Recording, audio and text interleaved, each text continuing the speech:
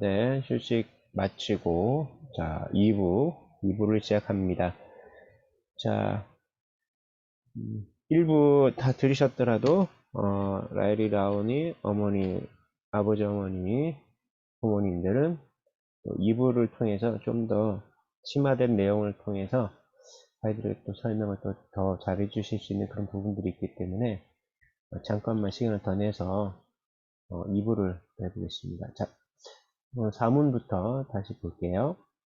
4문 하나님은 어떤 분이십니까? 하면 우리는 처음에 하나님 영이시다라는 것에서부터 이제 시작합니다. 그래서 하나님은 영이시며 자신의 존재와 지혜와 능력과 거룩함과 공의와 선함과 진실함에 있어서 이렇게 해서 어떤 속성들이 이제 나열이 있죠. 존재, 지혜, 능력, 거룩함, 공의, 선함, 진실함. 이런 어떤 속성들이 무한하고 영원하고 불변하다라고 이제 서술을 하는 겁니다. 하나님을 영이시라고 하는 것을 아까 이제 설명드릴 때 이제 사람과 다르기 때문에 파악이 불가능하다. 어디에 있다 이렇게 말할 수 없는 그런 존재이시기 때문에 속성을 가지고 얘기할 수밖에 없어요. 키가 있다면 키가 크다. 그죠? 무게가 있다면 무게가 얼마나 나간다. 이렇게 설명할 수 있는데 그런 속성으로는 하나님을 설명할 수 없고요. 오히려 이런 속성들, 존재, 지혜, 능력, 거룩함, 공의, 선함, 진실함.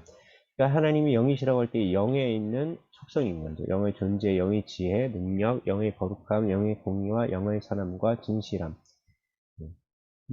무한하고 영원하시고 불변하십니다. 이것이 다 이제 존재의 무한, 존재의 영원, 존재의 불변, 지혜의 무한, 지혜의 영원, 지혜의 불변, 능력의 무한, 능력의 영원, 능력의 불변 이렇게 이제 다 연결이 되는 것입니다.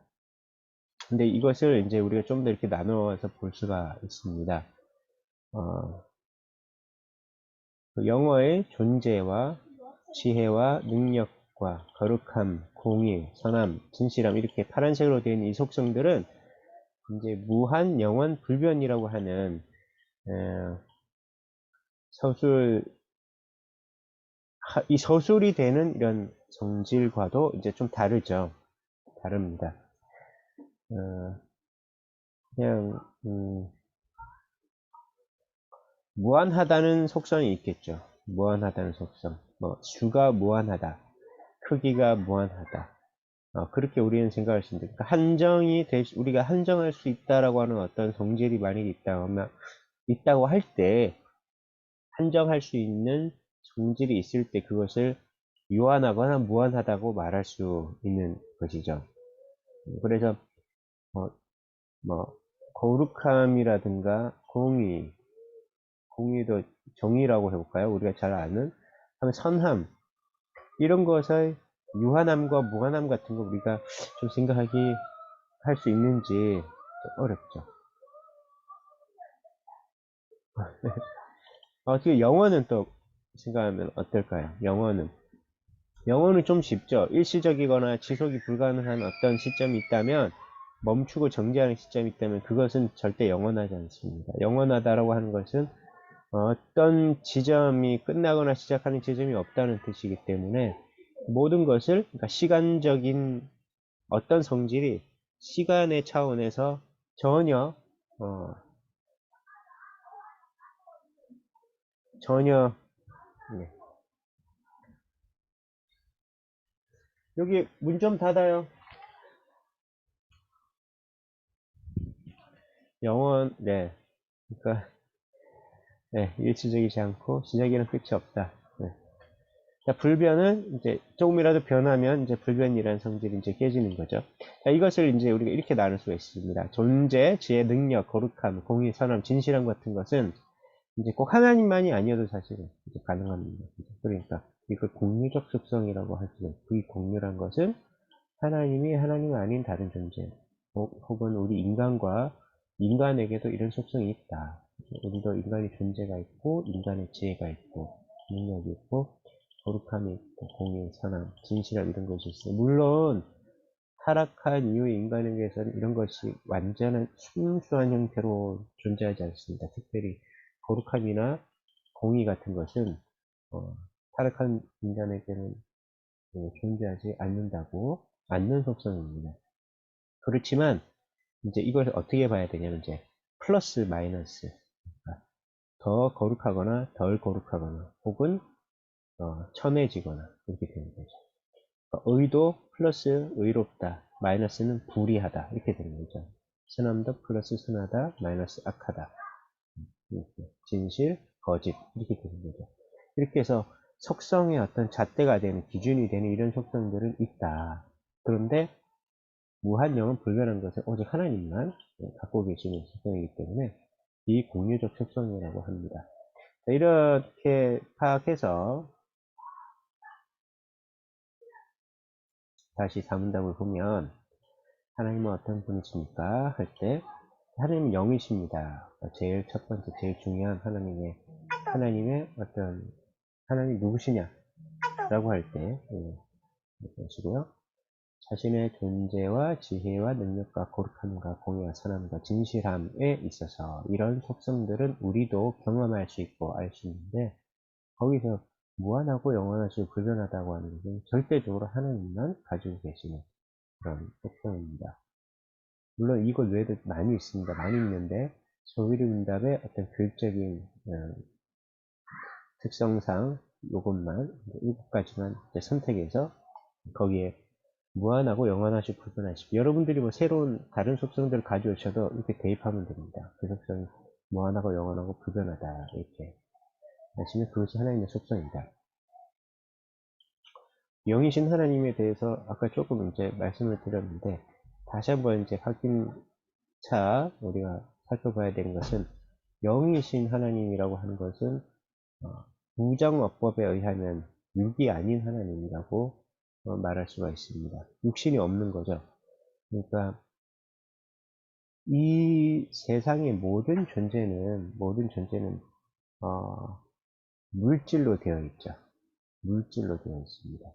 물론 하나님과 같은 영적인 천사 외에 우리가 세계에 있다라고 하는 그런 존재들은 다 물질로 되어 있고 가시적으로 관찰 가능한 그런 물질로 되어 있습니다. 물론 물질 중에 관찰이 불가능한 물질도 있습니다만 그러니까 영이다라고 순수한 영이다.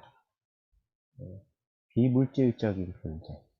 우리가 우리의 방식으로 이 세계를 관찰하는 방식으로는 결코 포착되지 않으시는 하나님이라고 하는 것이 이제 영이신 하나님이라는 의미를 제일 강하게 드러내죠. 물론 영이 무엇인지가 우리가 규명을 하면 긍정적인 어법으로 하나님을 말할 수 있는데 우리가 여전히 우리의 영혼 존재조차도 규정하지 못하는 아직 그런 미숙한 혹은 무지의 존재이기 때문에 영이신 하나님이라는 표현은 오직 성경에서 하나님을 표현하는 그런 방법이 없기 때문에 우리는 그것 이상으로 다른 어떤 존재에다가 이제 하나님을 대입할 수가 없습니다. 그래서 오직 성경의 표현은 영이신 하나님이라고 했고 이제 그 하나님이 영이신데 이런 속성들 존재, 지혜, 느림과 거룩함, 공의, 선함, 진실함들이 무한 영원 불변한 그런 영이신 하나님이다 라고 말할 수밖에 없다 것입니다. 자, 오문으로 넘어가겠습니다. 자, 오문. 한 하나님 외에 다른 신들이 있습니까? 라고 질문을 합니다. 우리 아이들 일부에서 사실은 아니오라는 답변이어야 되는데 이제 우리는 하나님만 계시다라는 표현으로 마칩니다. 오직 하나이시며 살아계시고 참되신 하나님만 계십니다. 여기서도 하나 그리고 하나님만이라는 것은 우리가 하나님을 믿는 신앙을 갖고 있기 때문에 그러니까 우리의 신앙의 대상, 숭배의 대상, 경배의 대상으로서 하나라는 것을 강조하는 것이고 거기에 수식이 살아계시고 참되다라는 수식이 붙어 있다. 영이신 하나님과 동일하게 이제 이 문답을 이해하시면 되겠습니다. 영이신 하나님도 속성들이 공유적 속성들이 무한하고 영원하고 불변하시다라고 하는 것이고 또 그러면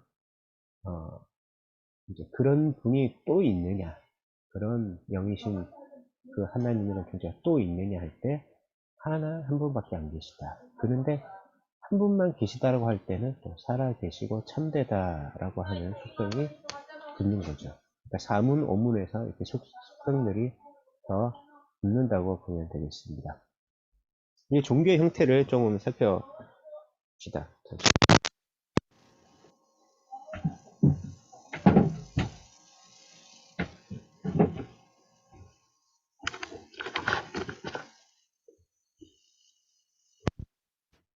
잠시만요. 지금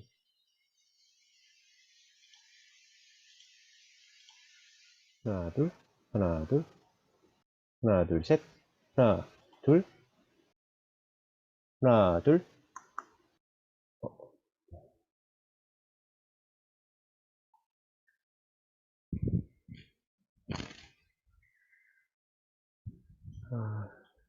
사람들아. 하나, 둘, 하나, 둘, 네. 이 종교 형태를 이렇게 나눠볼 수 있어요. 좀 편하게. 이게 뭐 엄밀하게 종교학적인 분류는 아니고요. 무속이 있죠. 무속. 뭐 미신이라고 할 수도 있고.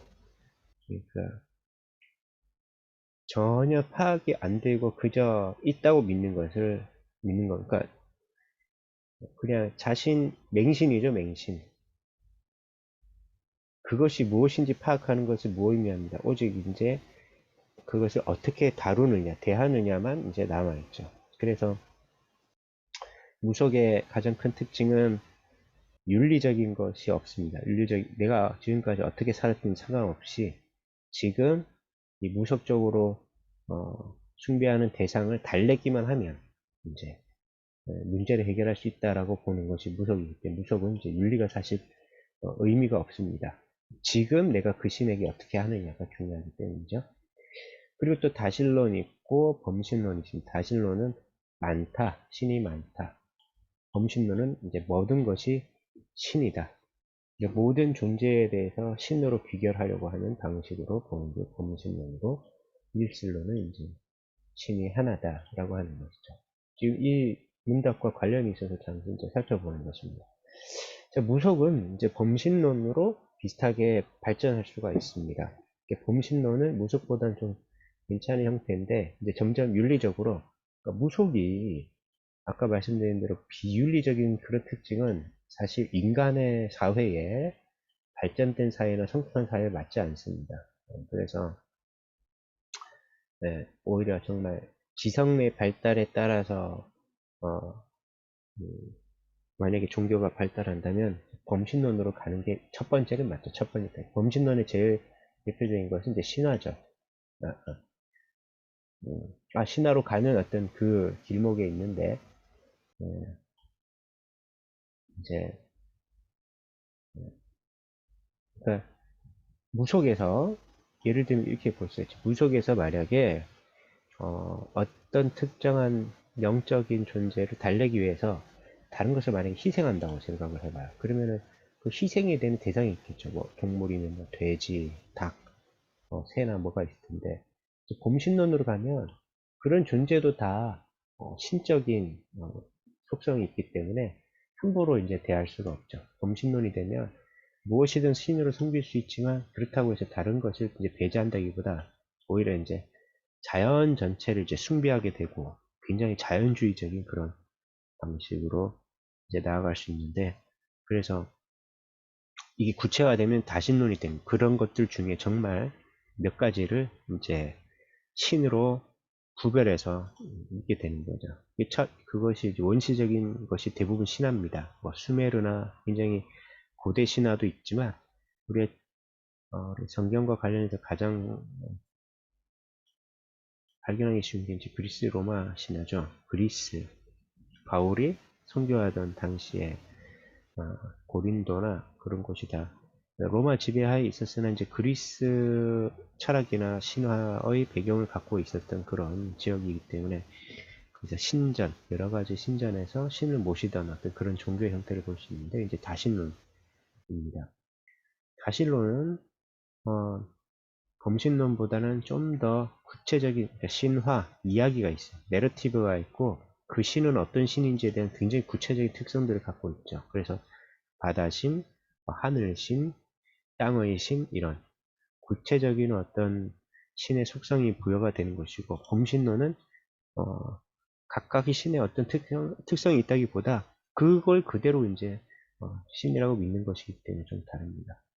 어떻게 보면 범신론 중에 뭐 어떤 특정한 지역에 어떤 하나가 강력하게 자리 잡는 것이 또 무속이라고 할 수도 있겠죠. 자, 그럼 불교는 어떤 형태에 이제 가까울까요? 불교는 사실 어, 성찰의 종교죠. 성찰의 종교고, 그러니까 복종, 그리고 무엇인가 따르는 그런 종교라기보다 성찰하는 종교이기 때문에 좀 종교라고 하기 어려운데, 어,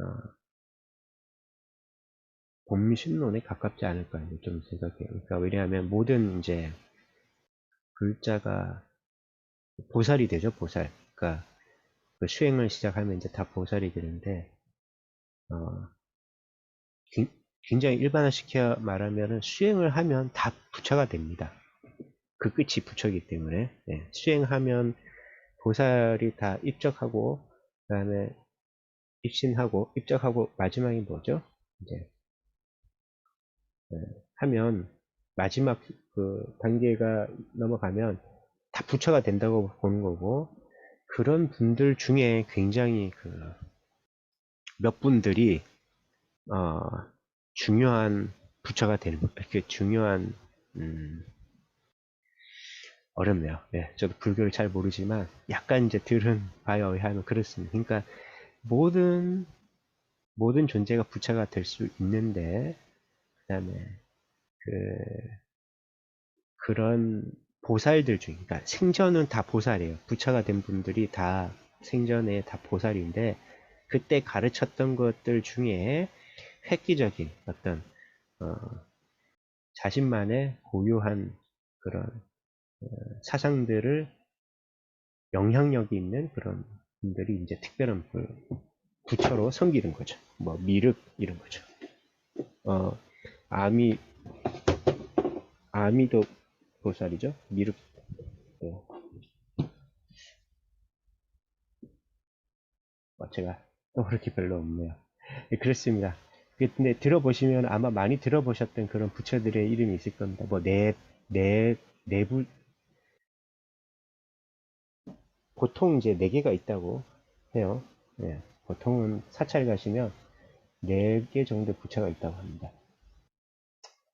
어, 그리고 이제 그 중에 아까 그리스 로마 신화의 다신론은 신들 사이에 어떤 스토리가 생긴다는 거죠.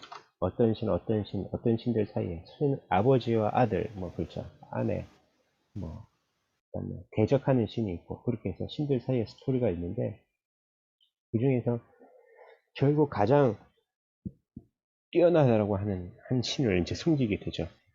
그 지역에서 가장 지배적인 신 하나를 섬기게 되는데 이제 건강한 형태의 일신론은 아닌 것 같고요. 제 생각에. 그냥 다신론 중에 하나를 강력하게 붙잡는 그런 일신론으로 이제 진화하는 것 같습니다. 그죠? 다신론에서 일신론으로 진화하는 거고, 다신론적인 사회에서 일신론이 나온다는 것이고, 어, 하나님에 대한 신앙 일신론은 그런 사회에서 굉장히 독특하게 신이 이 민족을 부르고 사람을 불러서 민족을 세웠기 때문에 어, 여타 다른 다신론에서 일신론으로 발전된 형태와는 전혀 다르다. 전혀 다르다. 처음부터 유일신을 섬기는 그런 이스라엘 유대 종교였다.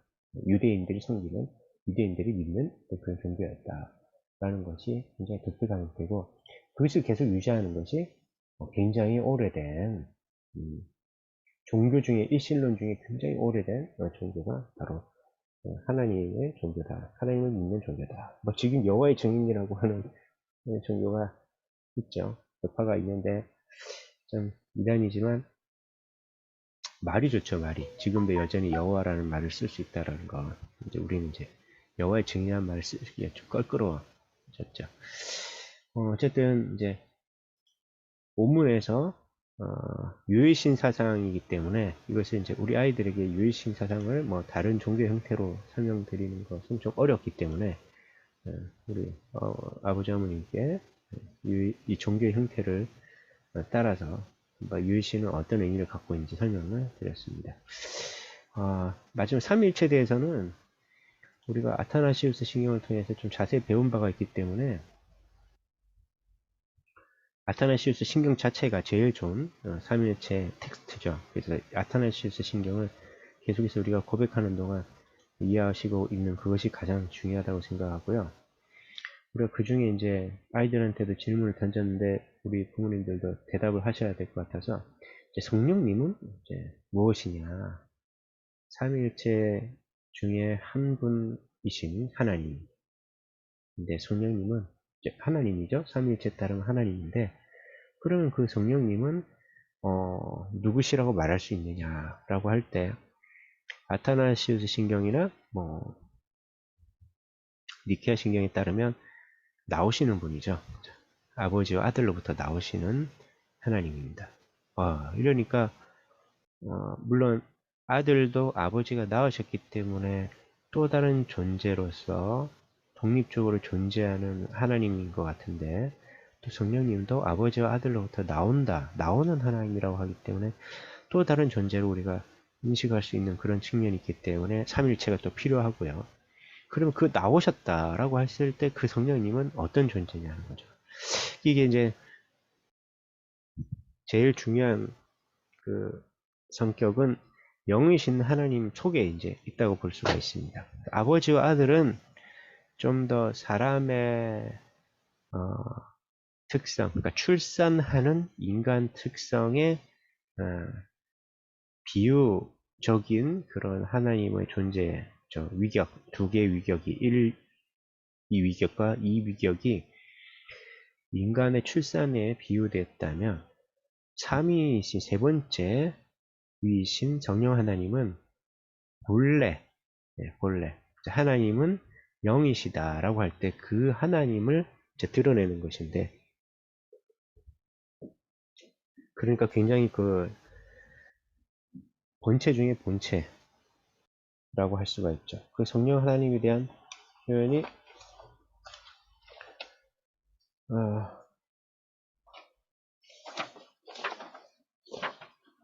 여기 제가 보지를 않는데 그러니까 아들도 모르고 성령 하나님만 하나님의 깊은 뜻을 안다는 표현이 있죠.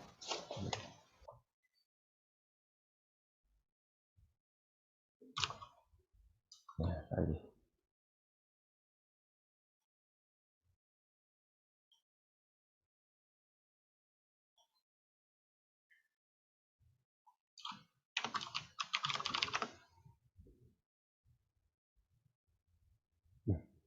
고린도전서 2장 10절입니다. 이거를 공유를 중지하고 다시 공유하면서 보면 2장 10절에 보면 오직 하나님이 성령으로 이것을 우리에게 보이셨으니 성령은 모든 것 곧 하나님의 깊은 것까지도 통달하시느니라. 그래서 사람의 일을 사람의 속에 있는 영혼을 누가 알려 이와 같이 하나님의 일도 하나님의 영혼에는 아무도 알지 못합니다. 여기 보면 사람의 속에 있는 영이라고 되어 있기 때문에 영이 굉장히 그 깊은 존재를 말하죠. 마찬가지로 하나님의 일 혹은 하나님의 깊은 것을 아는 것은 하나님의 영혼에는 아무도 알지 못한다라고 해서 굉장히 독특한 분이라는 것을 우리가 알 수가 있습니다. 그래서 성령에 대해서 우리가 잘 모르지만 하나님의 영이시다. 영이신 하나님의 가장 깊은 그 부분을 성령님께서 알고 계시고 통달해 계시고 그것을 또 우리 존재에게 오셔가지고 우리 안에 거하시잖아요. 성령님께서. 그러니까 하나님과 굉장히 냉밀한 그런 깊은 교제를 성령님 통해서 할 수 있다는 거죠. 특히 삼위일체를 믿는다는 것은 어떤 의미를 갖고 있습니까? 지금 우리가 소홀히 문답에도 삼위일체가 나온다는 것이 굉장하죠. 그죠? 우리 아이들한테 이런 걸 어떻게 소홀히 문답을 가르쳐 주겠습니까? 네. 있다는 것을 보시면 이것이 가르쳐야 될 것인데 이제 지적인 이해를 추구할 수가 있죠. 삼위일체를 믿는다는 것은 지적인 이해가 있는데 그것이 지적인 이해만을 위한 것은 아니고요. 지적인 이해는 오류에 빠지지 말아야 되기 때문에 삼위일체의 잘못된 오류들에 빠져서 하나님을 잘못 이해해서 잘못 섬기는 일이 없도록 하기 위해서 최소한 초대교 이후로 삼위일체 신앙은 이단의 제일 첫 번째 기준이죠. 그 이단 시비를 할 수 있는 기준이거든요. 그러니까 삼위일체에 대한 분명한 고백이 있어야 일단 오류에 빠지지 않습니다. 그러나 또 삼위일체가 그 지적인 오류를 검증하는 역할만 하는 게 아니고 사실은 신앙 고백이 돼야 되겠죠. 고백적으로 우리는 또 삼위일체를 믿으니까 신앙 고백이 맞습니다. 그래서 신앙 고백이라면 삼위 모두 믿음의 대상이며 동시에 예배의 대상이라는 믿음이 있어야 됩니다. 여러분들이